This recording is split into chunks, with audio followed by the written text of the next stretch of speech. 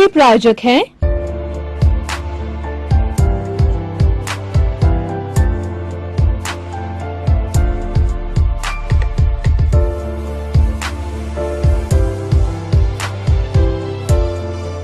श्रोतागण, channel 24 news plus के पुनरुत्थान कार्यक्रम में आपका स्वागत है, अभिनंदन है और सत्कार है आपका। आज हम इस पुनरुत्थान कार्यक्रम के तहत आपको भारतीय धर्म दर्शन विषय पर हम विवेचन करेंगे और आपको बताएंगे कि किस तरीके से हमारी ये भारतीय परंपरा में धर्म और दर्शन का क्या स्थान है। 3 शब्द है, भारतीय, दूसरा धर्म और तीसरा दर्शन। भारत हमारा देश है, इसको इंडिया भी कहा जाता है, लेकिन इंडिया ही अंग्रेजों का नाम रखा हुआ है, जबकि वास्तव में हमारे देश का नाम भारत है और भारत में रहने वाले हम लोग भारतीय कहलाते हैं। अगर हम पुराना संदर्भ देखें तो ऐसा मालूम पड़ता है हमारे ग्रंथों से कि अयोध्या के राजा ऋषभ के पुत्र भरत के नाम पर इस देश का नाम भारत रखा गया। और भी कई तरह की बातें हैं, लेकिन हमारे देश का नाम भारत है और हम एक दूसरे के भाई भाई हैं। अब दूसरा आता है कि धर्म। हमारी जो संस्कृति है वो धार्मिक संस्कृति है, वो आचार प्रधान संस्कृति है। इस संस्कृति में आचार का सबसे बड़ा महत्व दिया गया है। 2 तरह की संस्कृतियां इस विश्व में चल रही है। एक तो हमारी प्राच्य संस्कृति है जो कि भारत की संस्कृति है, और दूसरी है हमारी जो है वो वेस्टर्न सिविलाइजेशन, वो पाश्चात्य संस्कृति कहलाती है, वो विदेशों की संस्कृति है। हमारी जो ईस्टर्न कल्चर है उसके अंदर भारत आता है। भारत एक धर्मगुरु देश है और इसने सारे विश्व को, पाश्चात्य संस्कृति को भी कैसे जीना, मानवता का संदेश दिया और एक अच्छा खुशहाल जीवन का प्रशिक्षण दिया। इसलिए भारतीय संस्कृति ऊंची संस्कृति है और भारत हमेशा से ही एक धर्मगुरु देश रहा है। अब धर्म की बात करें तो धर्म का अर्थ होता है धार्यति इति धर्मः, यानी जो धारण किया जाता है वही धर्म है। वस्तु के स्वभाव को धर्म कहा जाता है। जिस वस्तु का जो स्वभाव होता है वही धर्म होता है। जैसे कि पानी का स्वभाव है शीतलता देना, तो शीतलता पानी का धर्म है। और जो हमारी अग्नि है उसका स्वभाव है ताप देना, तो अग्नि का स्वभाव, अग्नि का धर्म हो गया, वह ताप हो गया, हीट हो गया। इस तरीके से हर एक के स्व स्वभाव को धर्म कहा जाता है। मनुष्य का भी अपना स्व स्वभाव होता है, मनुष्य का स्वभाव होता है। मनुष्य के अंदर एक आत्मा विराजमान होती है। हमारी भारतीय संस्कृति के अंदर हम धर्म की बात करते हैं तो आत्मा की बात अवश्य ही आती है। धर्म एक ऐसा तत्व है जो व्यक्ति को व्यक्ति से जोड़ता है और सबके साथ अच्छा व्यवहार करने का ये संदेश देता है। और धर्म की बहुत सी परिभाषाएं की गई है, लेकिन कई बार क्या होता है कि धर्म को जो है संप्रदाय से जोड़ दिया जाता है। तो मैं भाइयों और बहनों एक उदाहरण के द्वारा स्पष्ट करना चाहूंगा कि जो केला होता है, केले के अंदर छिलका होता है और उसके अंदर गुदा होता है। गुदा होता है वो धर्म है और छिलका है वो संप्रदाय है। बिना छिलके के गुदा रह नहीं सकता। इसीलिए किसी धर्म का पालन करने के लिए किसी संप्रदाय का होना, किसी सिस्टम का होना, किसी व्यवस्था पद्धति का होना आवश्यक होता है। वह संप्रदाय कहलाता है। कई बार बहुत बड़ा कंफ्यूजन होता है कि उस संप्रदाय को ही धर्म मान लिया जाता है, क्रियाकांड को ही धर्म मान लिया जाता है, परंतु वास्तव के अंदर धर्म है वो मानव धर्म है। यानी मानव के साथ में अच्छा व्यवहार करे। जो चीज हमको अच्छी नहीं लगती है वह औरों को हम क्यों उसको किसी तरह का कष्ट दें। हमको हर प्राणी को कष्ट, दुख अच्छा नहीं लगता है। उसका दायित्व बनता है कि किसी अन्य प्राणी को भी वो कष्ट नहीं दे, दुख नहीं दे।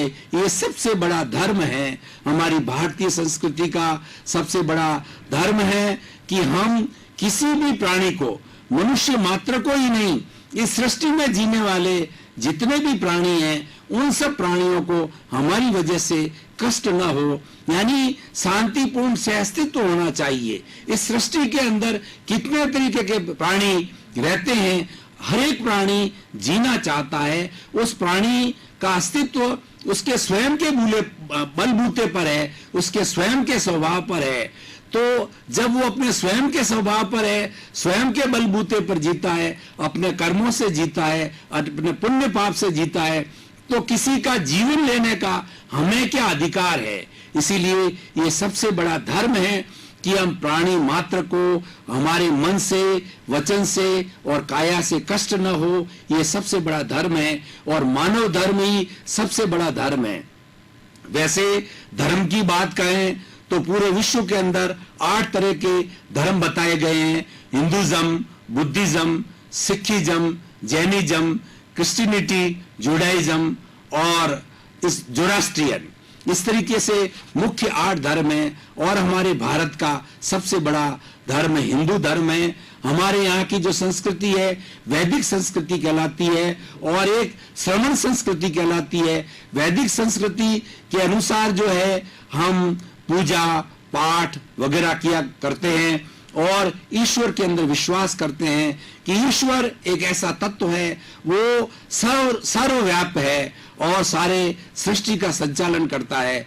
और श्रमण संस्कृति निवृत्ति मार्ग है, वो त्याग और तपस्या के द्वारा अपने जीवन का संन्यास लेकर के और अपने जीवन का कल्याण करते हैं। हमारी भारत की जो संस्कृति है वो चतुर्थ पुरुषार्थ पर आधारित है, काम, अर्थ, धर्म और मोक्ष। हम धर्म की बात कर रहे हैं तो इन धर्म के साथ में जुड़े हुए 3 तत्व और है, काम, अर्थ और धर्म के साथ जुड़ा हुआ मोक्ष। यानी हमारी भारतीय संस्कृति का सबसे बड़ा जो साध्य है वो मोक्ष है।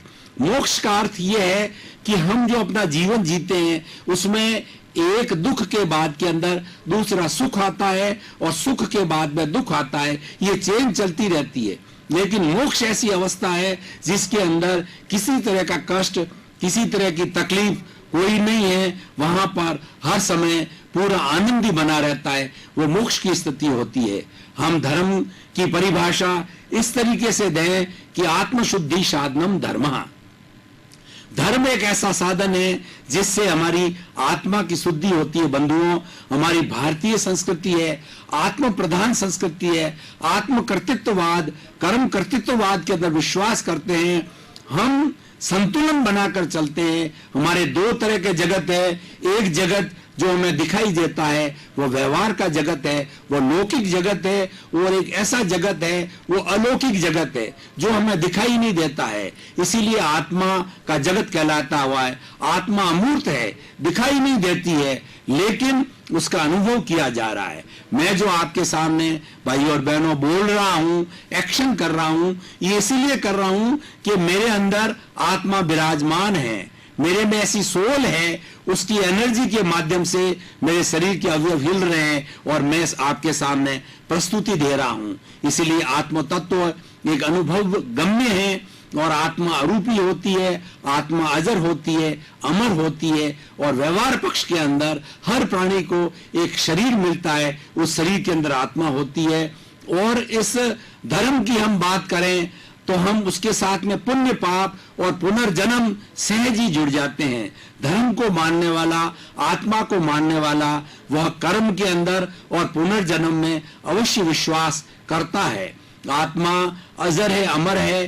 गीता में भगवान कृष्ण ने यह संदेश दिया कि एक व्यक्ति का कपड़ा पुराना हो जाता है, फट जाता है, तो व्यक्ति उस कपड़े को उतार करके फेंक देता है और दूसरा कपड़ा नया धारण कर देता है। उसी तरीके से ये आत्मा अपने कर्मों के अनुसार में एक शरीर को छोड़ करके उस शरीर के कर्म पूरे करके अन्य जो है शरीर के अंदर प्रवेश करती है। और इस तरीके से ये 84 लाख जीवा योनि में आत्मा जब तक शुद्ध नहीं हो जाती है, शुद्ध आत्मा ईश्वर की हम परिभाषा करें तो जो हमारी विशुद्ध आत्मा है, जिसमें कोई तरह की अशुद्धि नहीं है, जिस पर कोई तरह के कर्म के परमाणु नहीं है, कलुषित भावनाएं नहीं है, वो शुद्ध आत्मा है, ईश्वर का रूप होती है, शुद्ध आत्मा होती है, वो अनंत ज्ञान वाली होती है, अनंत दर्शन वाली होती है, अनंत शक्ति वाली है, और सबसे बड़ी बात है वो अनंत सुख का धाम है। भाइयों और बहनों, श्रोतागण, अब हम थोड़ा ब्रेक लेंगे। ब्रेक के बाद के अंदर इस विषय पर पुनः हम चिंतन करेंगे। थोड़ा ब्रेक का समय।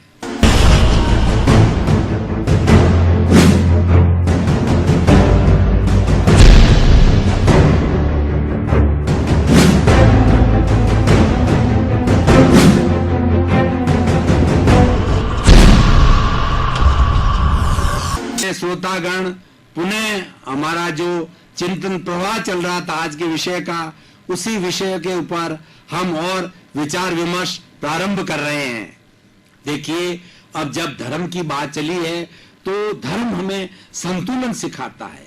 हमारा जो लौकिक जगत और पारलौकिक जगत है उसमें संतुलन होना चाहिए, और धर्म हमेशा एक गुणों का पुंज है। जहां धर्म प्रवेश हो जाता है वहां पर अवगुण दूर हो जाते हैं। अवगुणों को हम अधर्म कहते हैं, गुणों को हम धर्म कहा जाता है।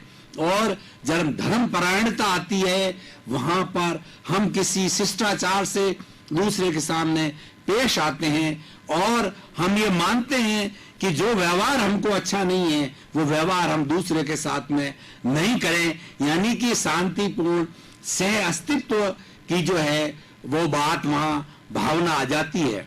अब हम थोड़ा सा धर्म के साथ में जो दर्शन जुड़ा हुआ है, आज का जो विषय है भारतीय धर्म दर्शन, तो भाइयों और बहनों, श्रोतागण, हम एक दर्शन का भी विवेचन करेंगे। दर्शन का मतलब होता है, सामान्य रूप से मैं आपको देख रहा हूं, देखने को दर्शन कहा जाता है।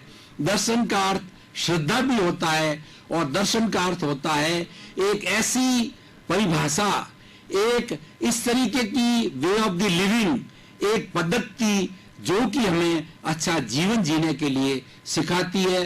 दर्शन हमें आत्मा के बारे में, पुनर्जन्म के बारे में, ईश्वर के बारे में, सृष्टि के बारे के अंदर बताती है कि ये जगत कब से प्रारंभ हुआ, इस जगत में ये जीव कहां से आया, ये जगत किस तरीके से चलता है, इस सृष्टि को चलाने वाला कौन है, ये सब जो है सारी बात बताने वाला दर्शन होता है। और उस दर्शन का परिपालन करने वाला, उस दर्शन को चलाने वाला, उस दर्शन को बताने वाला, उस दर्शन को पढ़ाने वाला दार्शनिक कहलाता। बंधुओं, आज हमारा भारत अच्छा देश क्यों कहलाता है, सुसंस्कृत देश क्यों कहलाता है, अच्छी संस्कृति का देश क्यों कहलाता है, कि ऋषि मुनियों का देश है।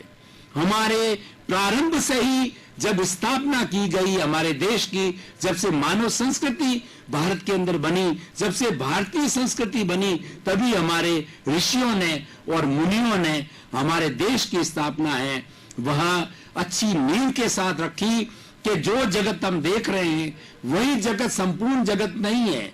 वो जगत तो हमारा लौकिक जगत है, उसके साथ साथ में दूसरा पारलौकिक जगत भी वो है, उसको भूलना नहीं है।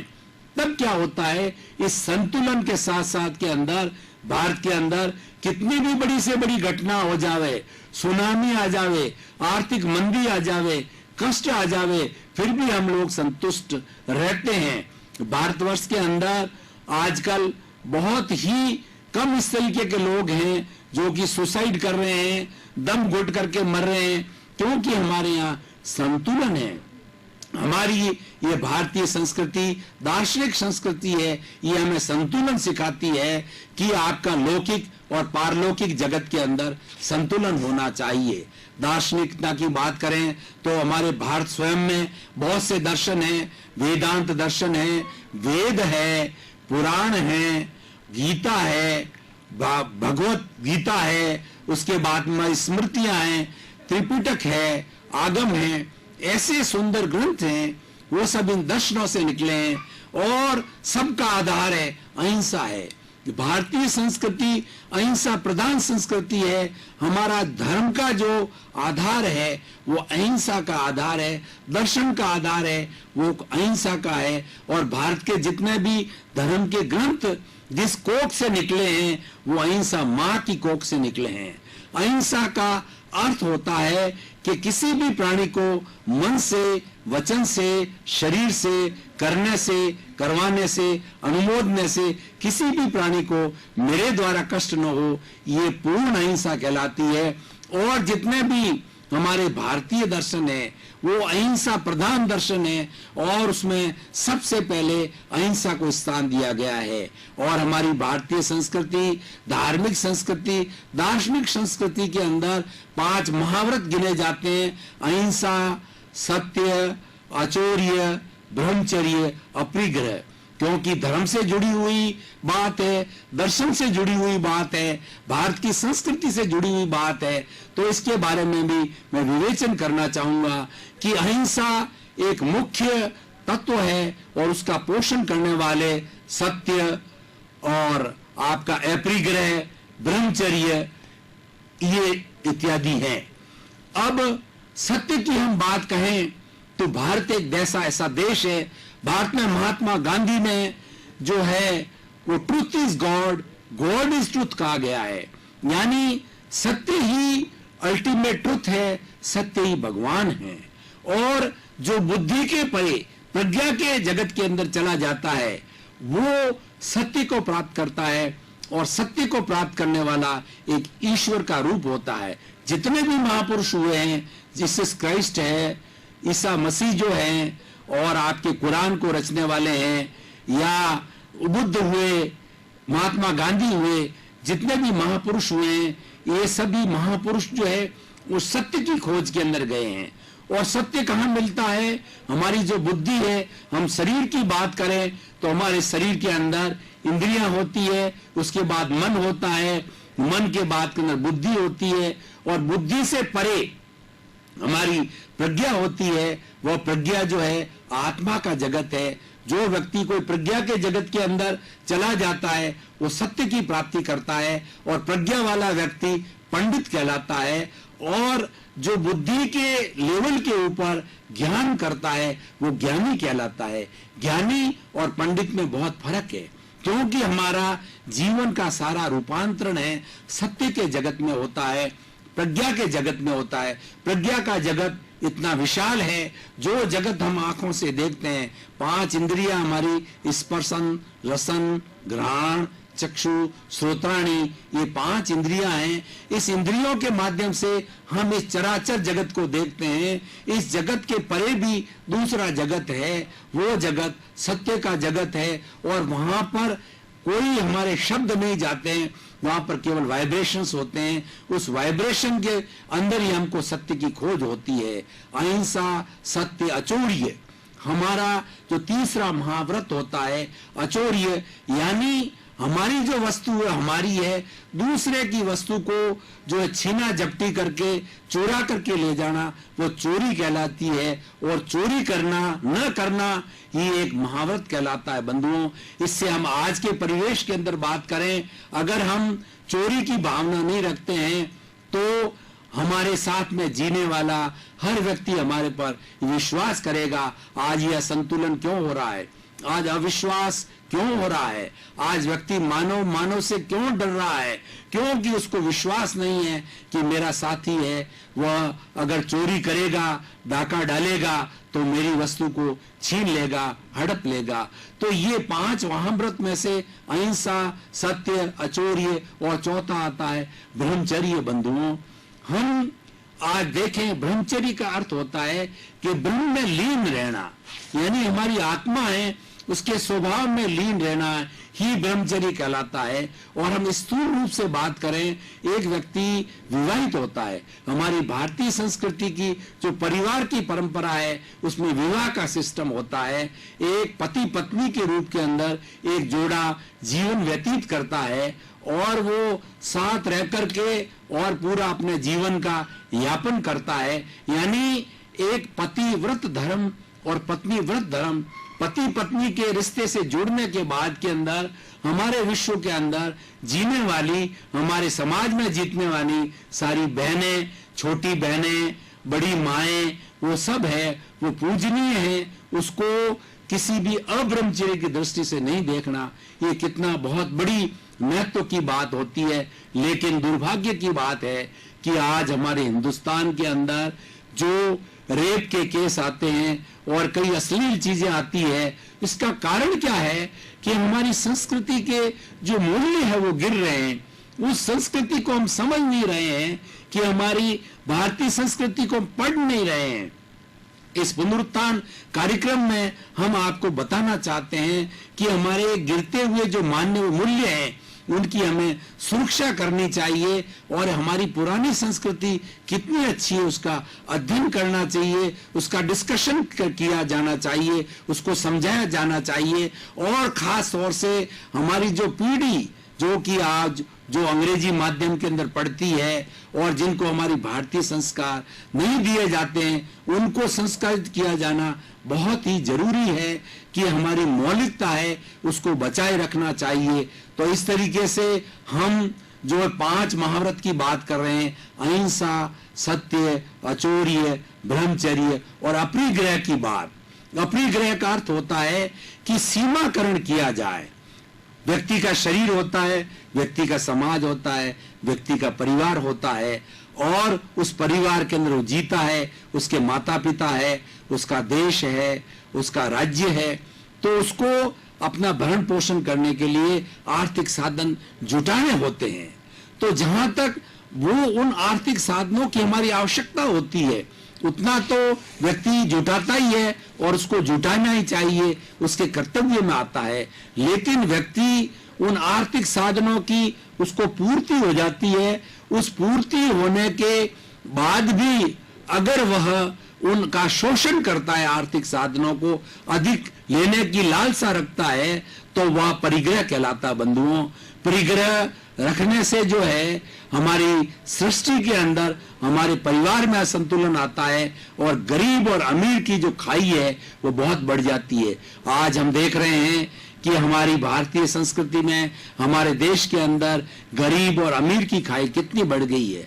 आज पैसे को इतना महत्व क्यों दिया जा रहा है? क्योंकि अमीर बहुत अमीर हो गया है और गरीब है वो इतना गरीब हो गया है कि वो अपना भरण पोषण भी नहीं कर सकता। तो मैं आज पुनरुत्थान कार्यक्रम के माध्यम से, ये भारतीय दार्शनिक धार्मिक परंपरा के माध्यम से आपको संदेश देना चाहता हूं कि हमें अपने त्याग की वृत्ति से रहना है और हमें अपने और भाइयों के लिए भी सोचना है कि ये मेरा परिवार ही नहीं है, मेरा पूरा समाज है, मेरा पूरा देश है। वो देश जो है हमारा किस तरीके से तरक्की करे, तो हमें उतने ही साधन जुटाने चाहिए। मैं आपको उदाहरण देना चाहता हूं कि हम गृहस्थी हैं, हमको मकान की आवश्यकता होती है। आप एक मकान रहिए, आपके जितने बच्चे हैं उसके हिसाब से अपने मकान रख लीजिए, लेकिन उसके बावजूद भी आप मकानों का तांता लगा दें और धन दौलत को इकट्ठा करते रहें, तो वो शोषण कहलाता है, वह एक आसक्ति कहलाती है, वो बहुत बुरी है। महात्मा गांधी ने भी कहा है कि जो हमारी आवश्यकता की पूर्ति होती है वहां तक ठीक है, और उसके बाद के अंदर जो अधिक संग्रह किया जाता है वो सारा शोषण कहलाता है। और कहा भी जाता मनुष्य के लिए कि सृष्टि के अंदर जितने भी धन दौलत है, अगर व्यक्ति को सारी दे दी जाए तो व्यक्ति फिर भी जो है वो संतुष्ट नहीं होता है। लेकिन जबकि वो सारी संस्कृति वो लोभ कहलाता है, जबकि सारी प्रकृति है, वो जितने प्राणी हैं सबका भरण पोषण करने के लिए उसमें पर्याप्त साधन है। तो ये परिग्रह से जुड़ी हुई बात है कि हमें उतना ही संचय करना चाहिए जितने की हमें हमारे परिवार को आवश्यकता होती है। उसके अतिरिक्त जो हम संग्रह कर रहे हैं, इसका मतलब हम अपने किसी भी समाज के अन्य व्यक्ति का शोषण कर रहे हैं। वो हमें शोषण नहीं किया जाए करना चाहिए। जब शोषण करने की जो है बात बंद हो जाएगी तो हमारी एक अच्छी संस्कृति बनेगी, हमारा जो आपस के अंदर प्रेम भाव होगा, सौहार्द होगा और एक अच्छे स्वस्थ समाज की रचना होगी। तो मैं कहना चाहता हूं कि हमारी भारतीय परंपरा में धर्म और दर्शन का जो इतना ऊंचा स्थान है, वो हमें दिया गया है और उसके बारे में हमें चिंतन करना चाहिए कि हमारा अच्छा समाज कैसे बन सकता है। अच्छे समाज को बनाने के लिए 3 तरह की बातें हैं कि हमारी जो चेतना है, हमारे सोचने का जो तरीका है, उसके 3 स्तर है। पहले एक स्वार्थ की चेतना, दूसरी परार्थ की चेतना, तीसरा परमार्थ की चेतना। स्वार्थ की चेतना क्या कहती है कि मैंने पिया, मेरे बैल ने पिया, कुआं ढहे तो ढहे। यानी जो कुछ भी है मेरा परिवार ही है, मेरा शरीर है, मुझे सिर्फ उसके लिए करना है। श्रोतागण, आज जो हमने इस भारतीय धर्म दर्शन विषय पर बहुत गहन चिंतन मनन निध्यासन किया, उसको आज हम यहीं पर विराम दे रहे हैं। के प्रायोजक हैं